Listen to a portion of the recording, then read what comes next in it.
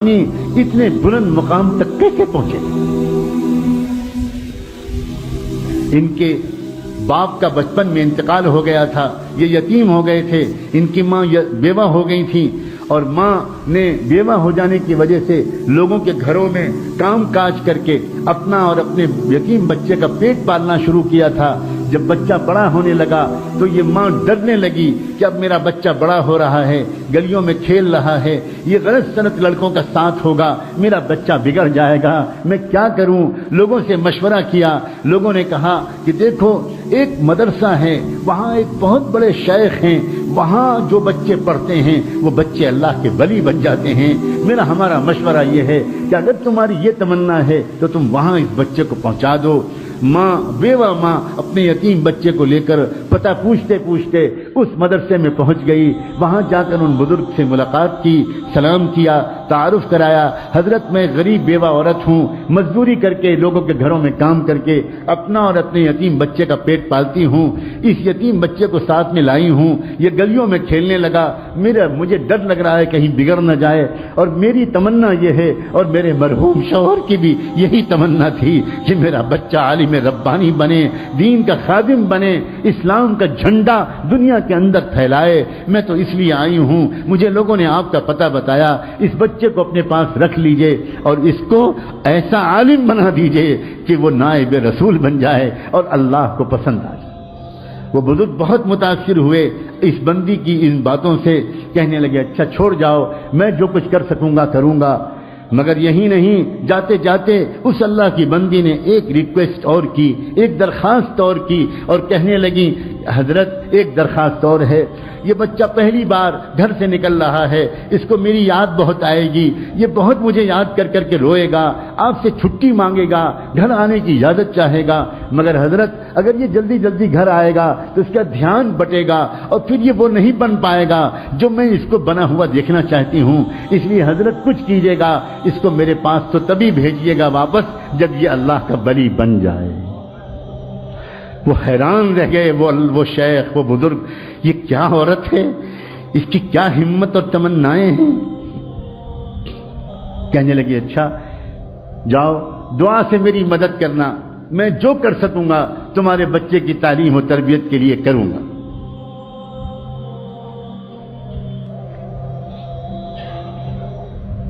چلی گئی چھوڑ کر، بچے کی تعلیم و تربیت کا سلسلہ شروع ہو گیا۔ بچے نے کچھ مہینے تک بہت صبر سے کام لیا، بالآخر ایک دن بچے نے آ کر اپنے استاد سے کہا کہ استاد جی مجھے اپنی امی کی یاد بہت آ رہی ہے، مجھے ایک دن کی چھٹی دے دیجیے، ایک دن کی چھٹی دے دیجیے، میں گھر چلا جاؤں۔ اب استاد بہت پریشان ہو، اگر اجازت دیتے ہیں، چھٹی دیتے ہیں تو ماں سے کیا گیا وعدہ ٹوٹتا ہے، اور اگر چھٹی نہیں دیتے تو اس معصوم بچے کا دل ٹوٹتا ہے، کیا کریں؟ اللہ کی طرف متوجہ ہوئے کہ اللہ اس مسئلے کا ایسا حل میرے دل دماغ میں ڈال دیجئے کہ نہ دل ٹوٹے بچے کا، نہ وعدہ ٹوٹے۔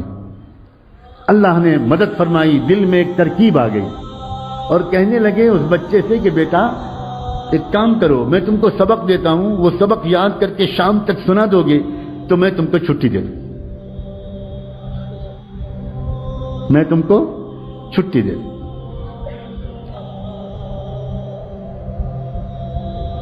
بچہ خوش ہو گیا، جی استاد جی مجھے سبق دے دیجیے۔ استاد نے سبق دیا، اور جان بوجھ کر اتنا سبق دے دیا کہ وہ شام تک یاد ہی نہ ہو پائے۔ ماں سے وعدہ کر چکے تھے، اب جو سبق دیا بچہ سبق لے کے خوش خوش اندر گیا، اب جو اس نے پورے سبق کو دیکھا تو وہ سمجھ گیا کہ یہ شام تک یاد نہیں ہو سکتا، اب میں کیا کروں؟ کیا استاد کے پاس دوبارہ جا کر درخواست کروں کہ سبق کم کر دیجئے؟ سوچنے لگا یہ تو بے ادبی ہو جائے گی، استاد کا فیصلہ نہیں بدلا جاتا، کچھ اور کیا جاتا ہے، کیا کروں؟ گھر جانے کا دل جتنا چاہ رہا ہے، میں اپنے استاد جی کو کیسے بتاؤں؟ وہ تو سمجھتے ہیں کہ میں رات میں تکیے پر رکھ کے سر رکھ کے سو جاتا ہوں، حالانکہ میں کتنی دیر تک منہ چھپا کر روتا رہتا ہوں اپنی امی کی یاد میں، یہ میں استاد جی کو کیسے بتاؤں؟ ایک ترکیب ذہن میں آئی، اس نے کتاب کو ادب کے ساتھ رحل پر رکھا اور اللہ سے اب دعا کرنی شروع کی. اللہ اپنے ننھے منھے ہاتھ اٹھائے اور کہنا شروع کیا, اللہ بچپن سے امی یہی کہتی ہیں, یہی کہتی چلی آ رہی تھیں کہ آپ سب کچھ کر سکتے ہیں, آپ کی قدرت سب کچھ ہے, اور استاد کی روزانہ یہی بات سکھاتے ہیں. اللہ آج وہ یتیم بچے کی دعا قبول کر کے اپنی قدرت کو استعمال کر لیجئے. اللہ شام تک یہ سبق یاد کروا دیجئے. اللہ آپ تو آپ کی قدرت کا واسطہ. اللہ آپ جانتے ہیں میں اپنی امی کی یاد میں کتنا تڑپ رہا ہوں. اللہ میرے ٹوٹے دل کو سکون دے دیجئے. میرے ابو ہے زندہ ہوتے تو وہ کبھی کبھی آ جاتے, میں ان کو دیکھ لیتا, تسلی ہو جاتی. اب تو وہ بھی نہیں ہے, اور بچوں کے تو اماں ابا آ جاتے ہیں. اللہ میں اکیلا یہاں پڑا ہوں, آپ رحم کر دیجئے. میں استاد کے پاس جا کر بے ادبی کا گناہ تو نہیں کرنا چاہتا, لیکن یہ سبق مجھے شام تک یاد دلا دیجئے. اللہ آپ تو سورج کو پیدا کرنے والے, آپ تو چاند کو پیدا کرنے والے, آپ تو سورہ رحمان کو اتارنے والے, اتنی قدرت والے, اور آپ اس کے بعد اللہ کر دیجئے, یہ کر دیجئے. اور خوب دعا مانگ کے یقین کے ساتھ کہ اللہ نے میری دعا قبول کر لی ہوگی, سبق یاد کرنے بیٹھا. اور سچا واقعہ ہے تاریخ کا کہ شام تک اس کو پورا سبق یاد ہو گیا. اب وہ پہنچا اپنے استاد کے پاس. استاد جی سبق سن لیجئے. استاد کو یقین تھا, سوال ہی نہیں پیدا ہوتا کہ پورا سبق یاد ہو جائے. سناؤ بیٹا سناؤ. اب جو بچے نے سبق سنانا شروع کیا تو استاد حیران رہ گئے. اس طرح اس نے پورا سبق سنا دیا کہ نہ کہیں بھولا نہ کہیں اٹکا. استاد سمجھ گئے اس بچے کا معاملہ کچھ خاص ہے, اب میں اس کو نہیں روک سکتا, میں تو وعدہ کر چکا ہوں. جا بیٹا جاؤ. بچے نے استاد کے ہاتھ چومے, دعائیں لیں, اور اس کے بعد نکلا اچھلتا کودتا ہنستا کھیلتا, خوب مسکراتا, گیت گاتا, اور اپنی گھر کی خیالوں میں امی کی یادوں میں مگن گھر کی طرف روانہ ہو گیا. اس طرح جاؤں گا, ایسی آواز دوں گا, ایسے پکاروں گا, امی ڈھونڈے گی, میں چھپ جاؤں گا, پھر پیچھے سے آ کے امی کو پکڑ لوں گا, اب مزہ آئے گا, پھر امی مجھے کھانا کھلائیں گی, پھر امی مجھے اپنے پاس سلائیں گی, کب سے امی کی خوشبو نہیں سوں گی. انہی خیالوں میں ایک چھوٹا سا معصوم بچہ کس طرح گھومتا ہوا گیا ہوگا, آپ خود سوچو. گھر پہنچا, گھر کا دروازہ بند تھا, امی کوئی جواب نہیں ملا, امی دروازہ کھولیے, کوئی جواب نہیں ملا. زور سے اس نے پھر آواز دی, امی دروازہ کھولیے, تو اندر سے جواب ملا, کون ہے دروازے پر؟ من دق الباب.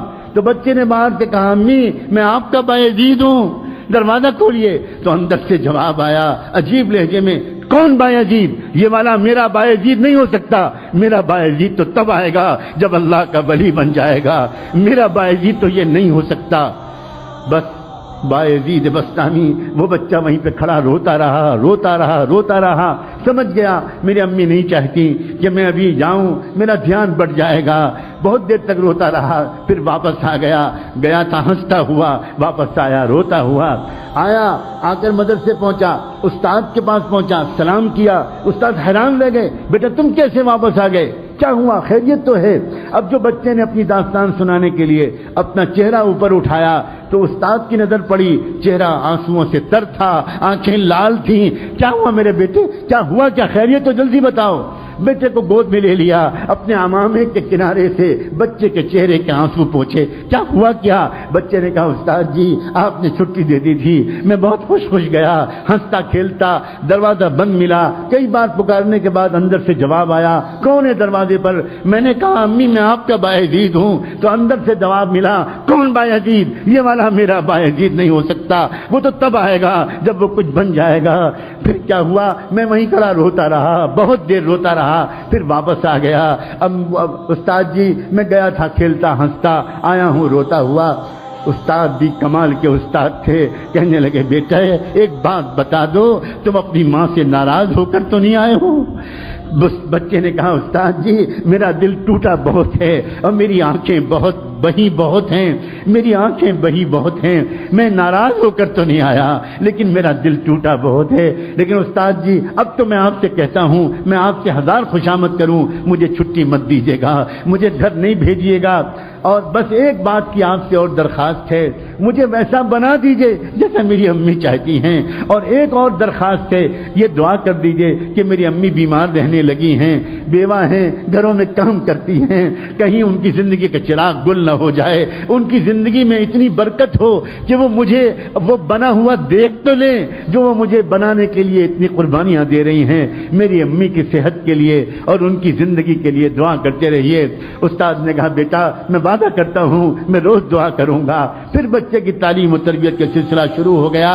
اے باپو اور میں ماؤں, اے بھائیوں اور اے بہنوں, دل کے کانوں سے سنو, اگلے 16 سال تک یہ بچہ بایزید اپنی ماں کے پاس نہیں گیا.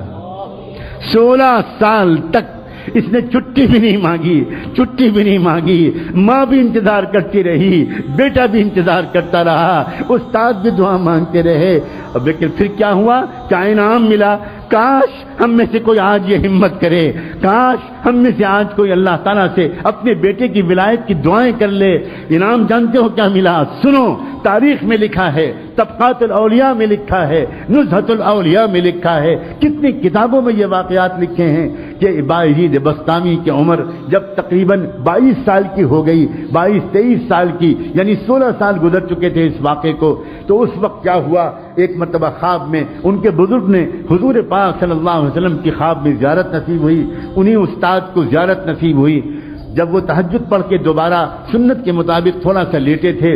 سنت یہ ہے کہ تہجد کی نماز اور فجر کے بیچ میں ایک 10-15 منٹ کے لیے آنکھ لگا لی جائے تو آدمی فریش ہو جاتا ہے اور پھر فجر بعد سونے کی ضرورت نہیں رہتی. یہ سنت ہے. اس سنت کے مطابق تہجد پڑھ کے فجر سے پہلے وہ ذرا دیر کے لیے لیٹے کہ ان کی آنکھ لگی اور پھر تشریف لائے, زیارت ہوئی.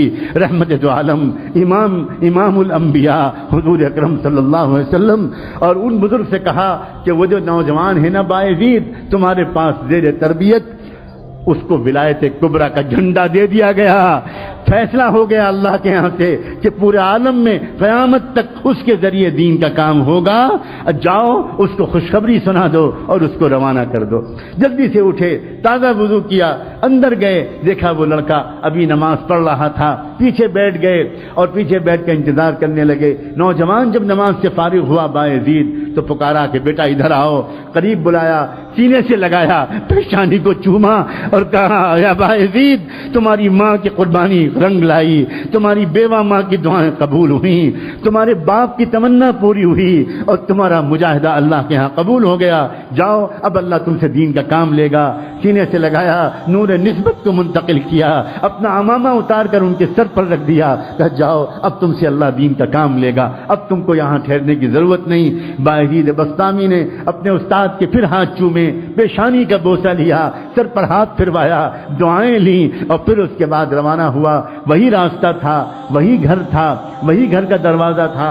آج بھی دروازہ بند تھا, مگر آج کیا ہوا, جیسے ہی پہنچے اور جا کر آواز دی امی, پہلے ہی دروازے پر آواز پر ماں دوڑی ہوئی آئی, دروازہ کھول دیا. سامنے نوجوان سنت کے لباس میں ملبوس, تقوی کی نور پیشانی سے پھوٹتا ہوا. ماں نے دیکھا, آ گیا میرا بیٹا, آ گیا میرا لال, میرے جگر کا ٹکڑا آ گیا. بچے نے کہا جی امی میں آ گیا. ماں کے قدموں پر بچہ گرنے لگا. ماں نے جلدی سے بچے کو اٹھایا, تھاما, اپنے کلیجے سے لگایا, آؤ بیٹا آؤ, کب سے میں تیرے انتظار میں تھی. بستر پر بٹھایا اور کہا بیٹا تھوڑی دیر انتظار کر لو, میں ابھی گرم گرم کھانا تجھے کھلاؤں گی, مگر میں پہلے اپنے مالک کا شکر تو ادا کر لوں. پھٹا پرانا بوریا بچھایا اور اس پر ماں نے 2 رکعت نماز کی نیت باندھی اور اس کے بعد اللہ سے کہا اللہ مجھ بیوہ کا شکر قبول کر لیجئے, مجھ ٹوٹے دل والی کا شکر قبول کر لیجئے. آپ نے میری دعا قبول کر لی, میرے مرحوم شوہر کی تمنا کی لاج رکھ لی اور آپ نے میرے بیٹے کو کچھ بنا دیا. سلام ہو بایزید بسطامی پر اور سلام ہو ان سے بھی زیادہ بایزید بسطامی کی ماں پر, اس عظیم والدہ پر, بیوہ عورت پر, اس کی ہمت پر, اس کے ارادے پر اور اس کی ان عظیم تمناؤں پر. عورتوں کی تمنائیں جب درست ہوتی ہیں تو امت کو بایزید بسطامی ملا کرتے ہیں, امام بخاری ملا کرتے ہیں, ابو حنیفہ و شافعی ملا کرتے ہیں, امام مالک ملا کرتے ہیں, عبد القادر جیلانی ملا کرتے ہیں, معین الدین چشتی ملا کرتے ہیں, مولانا محمد قاسم نونوتوی ملا کرتے ہیں, مولانا محمد الیاس اور مولانا رشید احمد گنگوئی ملا کرتے ہیں, اور نہ جانے کیسے کیسے عظیم اسلام کے سپوت ملا کرتے ہیں. اور جب عورتوں کی تمنائیں گندی ہو ہو جاتی ہیں، ناپاک ہو جاتی ہیں۔ ناچنے گانا، ٹی وی دیکھنا، میوزک سننا، وقت کو ضائع کرنا، فیشن کرنا، فضول خرچی کرنا، تو امت کو ناچنے گانے والے ملتے ہیں، پورنوگرافی کرنے والے ملتے ہیں، بے حیائی کرنے والے ملتے ہیں، لڑکیوں کو چھیڑنے والے ملتے ہیں، گندی فلمیں دیکھنے والے ملتے ہیں۔ میرا بس چلے تو میں خانہ کعبہ کے سامنے کھڑے ہو کر پوری امت کی عورتوں سے ہاتھ جوڑ کر بھیک مانگوں، اس امت کے مستقبل پر رحم کھاؤ، اپنی تمناؤں کو ٹھیک کر لو۔ امت تنگ آ گئی ہے بے حیا نوجوانوں سے، امت تنگ آ گئی ہے گندے اور ناپاک نوجوانوں سے۔